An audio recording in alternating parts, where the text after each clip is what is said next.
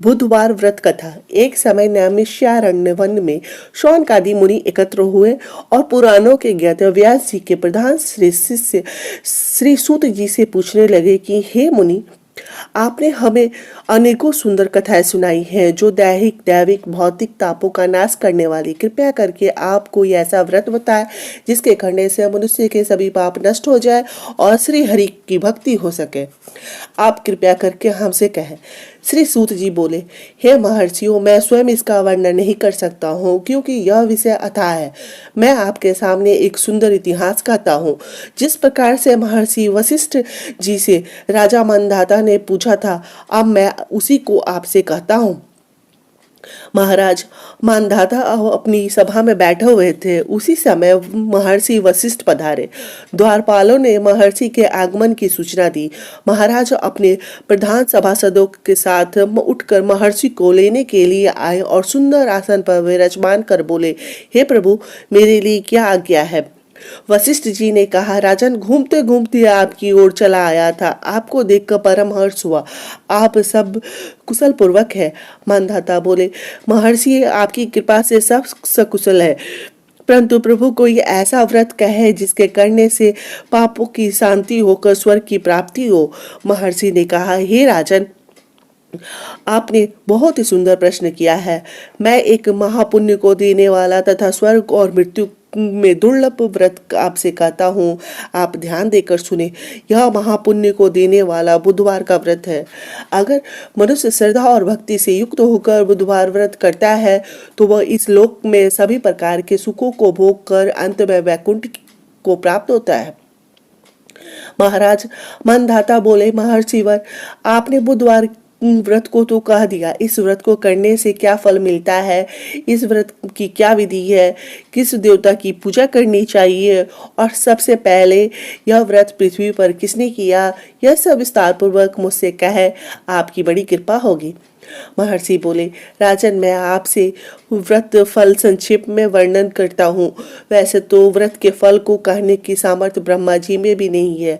यह व्रत दुख और शोक दूर करने वाला है, धन धारणाएं को बढ़ाने वाला, सौभाग्य देने वाला, समस्त पापों को नाश करने वाला। जो मनुष्य जिस चीज की कामना करता है, इस व्रत को करता है, वह कामना पूर्ण होती है तथा समस्त पापों का नाश होकर उत्तम गति को प्राप्त होता है। अंत में श्री हरि के लोक की प्राप्ति होती है। इस व्रत की विधि निम्न प्रकार है। मनुष्य श्रद्धा भक्ति से बुधवार के दिन व्रत रखे। प्रातः काल नदी स्नान आदि में स्नान कर नवीन कलश जल से भर कर लाए। किसी पवित्र स्थान में कमल को आकार बनाए, उसके मध्य में कमल को स्थापित कर श्वेत चावलों से उसका पूजन करे। बुद्ध की स्वर्ण मूर्ति कांस्य के पात्र में स्थापित करके उसे कलश के ऊपर रख दे। सफेद वस्त्र धारण कराए, गंध पुष्प आदि से पूजन करे, यज्ञोपवीत चढ़ाए, अशोक की छाल की बत्ती बनाकर दीपक जलाए, गुड़, दही, भात और खीर का भोग लगाए। उसी पदार्थ से ब्राह्मणों को भोजन कराए। तत्पश्चात परिदक्षिणा करके बुद्ध की प्रार्थना करे। इस प्रकार 7 बुधवार करने से बुद्ध जनित संपूर्ण दोष दूर होकर सुख और शांति मिलती है और बुद्धि बढ़ती है। 27 बुधवार करने से पूर्व जन्म के लिए सब पापों का नाश हो जाता है और स्वर्ग की प्राप्ति होती है। सबसे पहले पृथ्वी पर जिसने बुधवार का व्रत किया था उसकी कथा कहते हैं। पूर्व काल में मिथिलापुरी में एक राजा राज्य करता था। उसका नाम नीमी के शत्रुओं ने परस्पर प्रेम करके मिथिलापुरी में चढ़ाई कर दी। दोनों में बहुत ही भयंकर संग्राम हुआ। इस संग्राम में महाराज नीमी मारे गए और उनके राज्य को शत्रुओं ने अपने अधीन कर लिया। महाराज की रानी का नाम उर्मिला था। उसके एक लड़का और एक लड़की थी। जब रानी ने महाराज के मारे जाने का समाचार सुना तो बहुत दुखी हुए। अपने मन में विचार किया कि अगर मैं यहाँ महल में रहूंगी तो महाराज के शत्रु मुझे पकड़ लेंगे तथा मुझे और कुमारों कुमारी को मार देंगे। इससे अच्छा यह कि इस राज्य और महल को छोड़कर चल दूं। रानी ऐसा विचार कर अपने पुत्र और पुत्री के साथ लेकर राजमहल के गुप्त द्वार से निकल गई और किसी रानी ने किसी को नहीं बताया। और वो रानी को कोई पकड़ न पाया। रानी उर्मिला अपने छोटी अवस्था वाले पुत्र पुत्री को साथ लेकर अन्न वस्त्र आदि की चिंता करती हुए चारों ओर विचरने लगी। भगवान की कृपा से उसे जो कुछ फल और फूल मिलता उसी को ग्रहण कर लेती और अपने पुत्र पुत्रियों का पालन करती थी। जंगल में ही जहाँ कहीं भी स्थान मिल जाता रात को वहीं शयन कर लेती थी, फिर प्रातःकाल उठकर चल देती थी। इस प्रकार रानी अन्न और वस्त्र की चिंता में घूमती हुई उज्जैन नगरी में जा पहुंची। वहां एक ब्राह्मण के यहाँ कूटने पीसने का काम पर नियुक्त हो गए तथा अपने पुत्र पुत्री का पालन करने लगी। एक दिन 7 गेहूं के दाने उठाकर अपने दोनों बालकों को खाने के लिए दे दिए, क्योंकि वे दोनों बालक क्षुधा से अत्यंत व्याकुल हो रहे थे। कुछ समय बाद रानी का देहांत हो गया। ब्राह्मण दोनों बालकों को अपनी ही संतान के समान मानकर उनका पालन पोषण करने लगा। ब्राह्मण ने इस बालक के शरीर के चिन्ह और हस्त देख रेखाओं को देखकर उन अनुमान लगा लिया कि यह राजपुत्र है और एक न एक दिन अवश्य राजा होगा, परंतु अभी इसका भाग्य इसका साथ नहीं दे रहा है। ब्राह्मण ने राजकुमार को बुधवार का व्रत बतलाया। राजकुमार श्रद्धा और भक्ति के साथ बुधवार का व्रत करने लगे। व्रत के प्रभाव से बुध देव प्रसन्न हुए और मिथिला नगरी की प्रजा ने विद्रोह कर दिया।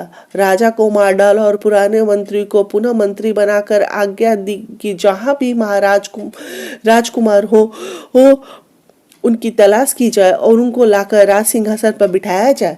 मंत्री ने अनेक दूतों को राजपुत्र और राजकन्या की तलाश में करने की आज्ञा दी।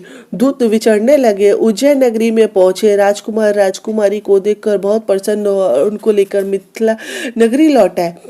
मिथिला नगरी की प्रजा और मंत्री अपने कुंवर को पाकर बहुत प्रसन्न हुए और राजकुमार को सिंहासन पर बैठाया और बहुत ही खुशी मनाई। राजकुमार को अपना राज्य वापस मिल गया तो उसने उज्जैनी ब्राह्मणी को राजगुरु के पद पर रखा और अपनी बहन के विवाह की चिंता करने लगा। राजकुमार ने अपनी बहन श्यामला का विवाह धर्मराज के साथ कर दिया। दहेज में भी काफी धन दिया। श्यामला धर्मराज को पति रूप में पाकर बहुत प्रसन्न थी। वह सभी प्रकार से धर्मराज की सेवा करती और तथा हर प्रकार से प्रसन्न रखती थी। धर्मराज भी श्यामला से बहुत ही संतुष्ट थे। घर का सभी कामकाज उन्होंने श्यामला को सौंप दिया। धर्मराज के घर में 7 कोठे थे। यह 7 कोठे कीलों से अच्छी तरह बंद थे। धर्मराज ने भी इन 7 कोठों को खोलने को श्यामला को मना कर दिया था। श्यामला अपने घर के सभी कार्य भली प्रकार से करती थी, परंतु उन कोठों को नहीं खोलती। इस प्रकार श्यामला को वहां काफी समय व्यतीत हो गया।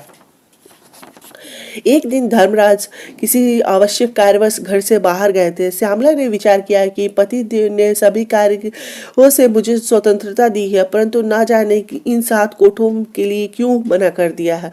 इस कुतूहलवश श्यामला देवी ने धर्मराज की अनुपस्थिति में एक कोठे की कील निकाल दी। खोलकर देखा तो उसमें श्यामला देवी अपनी माता को यमराज के भयंकर दूतों द्वारा गर्म तेल में भरे हुए कढ़ाई में पटके जाते हुए देखा। इस दृश्य को देखकर वो बहुत दुखी हुई और मन में आतंक सा छा गया। उसने दूसरे कोठे को खोलकर देखा तो वहां उसने अपनी माता को कोहुक में पीटते हुए देखा। अब श्यामला और भी दुखी हो गई। अब उसने तीसरे कोठे को खोलकर देखा तो उसमें अपनी माता को बड़े बड़े हथियारों से पटकनी करते हुए देखा तो श्यामला और भी दुखी हो गई। फिर उसने चौथे कोठे को खोलकर देखा तो उसमें उसकी माँ भयंकर कुत्ते काट काट कर खा रहे थे। 5वें कोठे को खोलकर देखा तो श्यामला की माँ कंठ से पकड़ी जाकर वस्त्र की भांति निचोड़ी जा रही थी। श्यामला ने 6वें कोठे को खोलकर देखा तो उसकी माँ काट के समान छीली जा रही है। 7वें कोठे को खोलकर देखा तो उसकी माँ के ऊपर बड़ी बड़ी शिलाएं फेंकी जा रही। इन सब को देखकर श्यामला को बहुत ही दुखी हुआ। अपनी माता के दुखों को देखकर श्यामला शोकग्रस्त हो गई। धर्मराज जब लौट कर आए तो उन्होंने श्यामला की ऐसी दशा देखकर पूछा तो उसने कोठों को खोलकर तो नहीं देखा था।